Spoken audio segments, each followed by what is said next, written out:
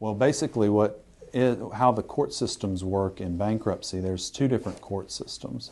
There's Chapter 7 and there's Chapter 13 in the federal court system, but there's also state courts. And state courts often will try and help the creditors collect money as opposed to helping a debtor pay something back. So if there's a creditor out there that's not willing to work with someone, then they're kind of out of luck.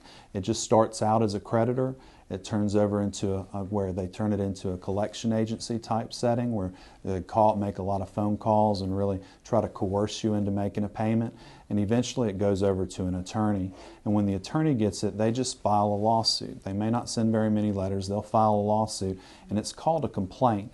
And it's simply, that's what it is. It's a complaint. It's a formal document that's submitted to a court system. But the way I like to think about it, it's where this attorney's complaining to the judge that money's owed that hadn't been paid. And then the court system would want you to give an answer.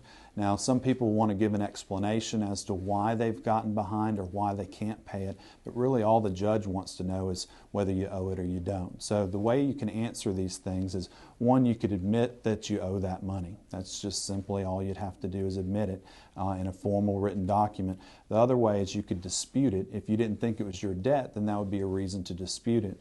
And the last way is where you could admit that you owe some money and dispute the amount.